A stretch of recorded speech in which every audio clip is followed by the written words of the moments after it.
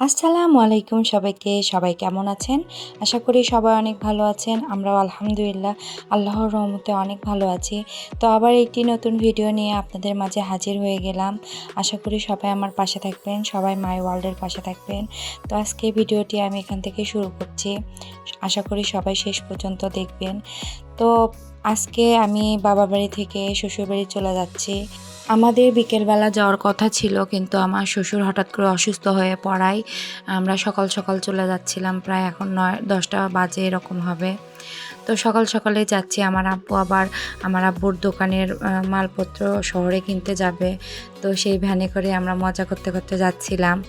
তো এই তো দেখুন, আমার 2টা ছেলে অনেক মজা করছিল নানু ভাইয়ের সাথে। আনন্দ করতে করতে আমরা যাচ্ছিলাম।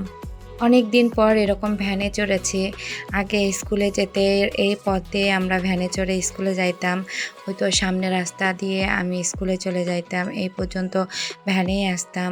আগে তো তেমন কোনো সিএনজি যেগুলো এখন হয়েছে এগুলো ছিলই না তেমন। তো আমরা এখন মজা করতে করতে যাচ্ছি। এদিকে হঠাৎ করে আকাশ প্রচণ্ড মেঘ করে এসেছিল।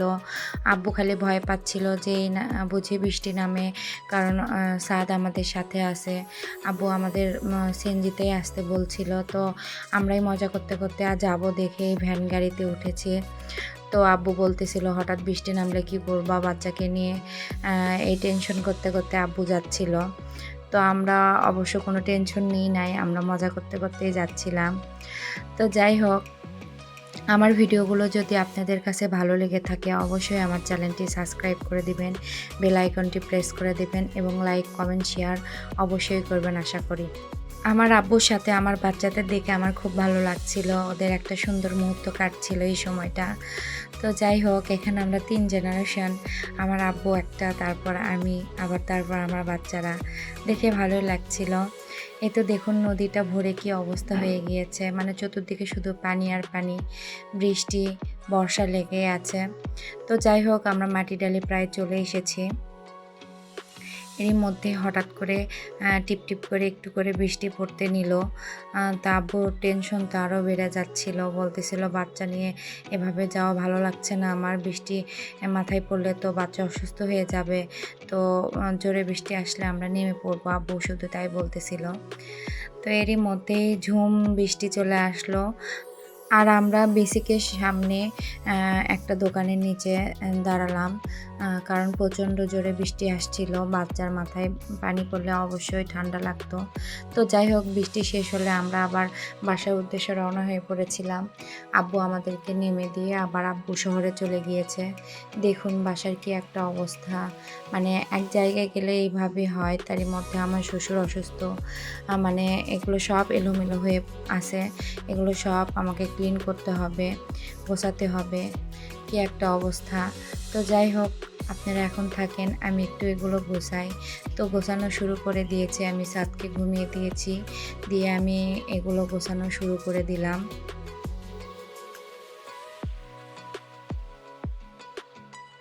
এদিকে আমার আম্মু বারবার ফোন দিচ্ছিল, মা বৃষ্টিতে ভিজেছো কিনা তোমরা, মানে টেনশন করতেছিল। তা আবার আমি ফোনে আম্মুকে বললাম, না আম্মু আমরা ভিজি নাই, এক জায়গায় দাঁড়াইছিলাম, এখন চলে এসেছি। আর আব্বু আমাদের রেখে চলে গিয়েছে।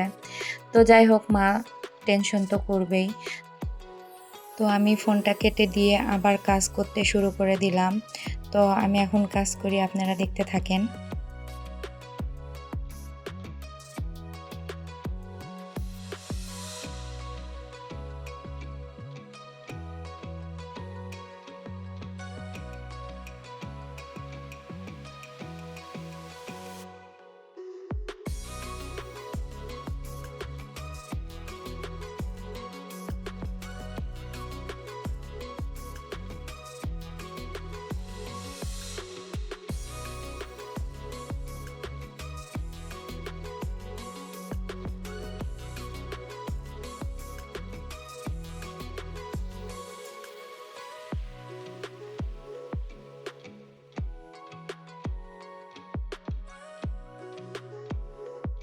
এরই মধ্যে আমি আরহামের পাপা আর আমার জন্য একটু গ্লুকোজ গুলে নিলাম, আমরা দুজনেই খাবো। তো এটা বানিয়ে নিই আমি এখন।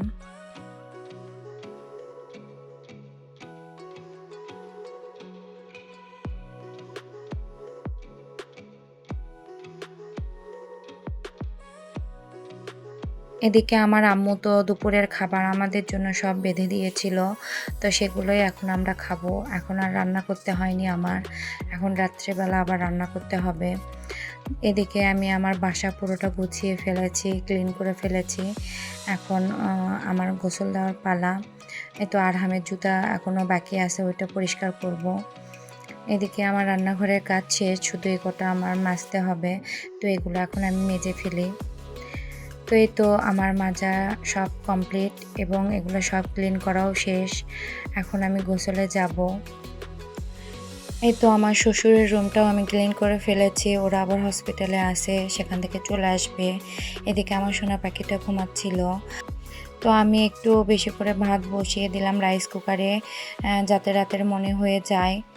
তো রাইস কুকারে ভাত দিলে সেগুলো গরমই থাকে রাত পর্যন্ত, এজন্য একবারে বসিয়ে দিলাম, যাতে করে রাতে আর আমার রান্না করতে না হয়। যা তরকারি আছে সেগুলো দিয়েই হয়ে যাবে।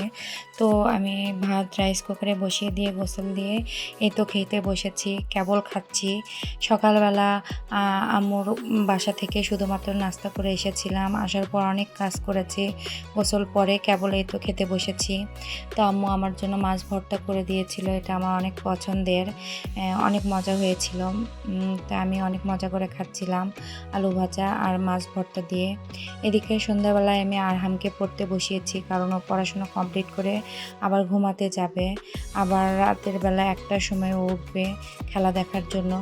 তো এই তো পড়াশোনা কমপ্লিট করে আমরা রাতের খাবার খেয়ে নিচ্ছিলাম, আমি আরহাম আর সাদ। খাওয়া দাওয়া কমপ্লিট করে ওদেরকে এখন আমি ঘুমিয়ে দেব।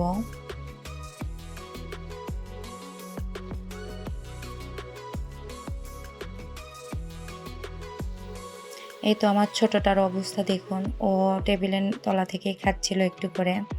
তো যাই হোক, ওদেরকে আমি এখন ঘুমিয়ে দিয়েছি, ওরা ঘুমিয়ে পড়েছিল। তো আমি আর ঘুমাই নাই।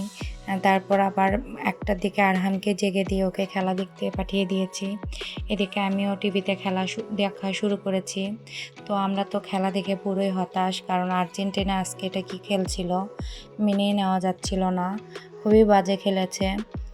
শুধুমাত্র গোলকির জন্য ওরা আরও মনে হয় 10-12টা গোল খাইতো, শুধুমাত্র গোলকির জন্য খায়নি, ও অনেক ভালো খেলেছে।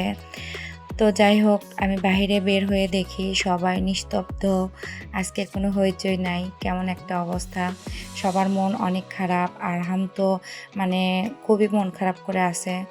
তো যাই হোক, এই তো দেখুন প্রায় খেলা শেষ, তারপরেও কোনো গোল হয়নি এখন পর্যন্ত।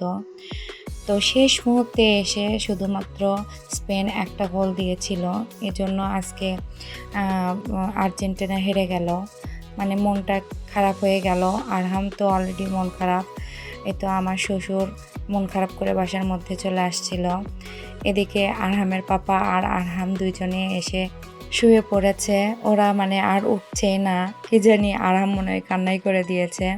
এদিকে সাদও উঠেছে, তো এখন আমি বাতি অফ করে ঘুমিয়ে পড়বো একটু, সকালবেলা আবার আরহামকে নিয়ে স্কুলে যেতে হবে। তো সবাই ভালো থাকেন, সুস্থ থাকেন আর নিরাপদে থাকেন, আর আমাদের জন্যও দোয়া করবেন, আমরাও যেন ভালো থাকি। আল্লাহ হাফেজ।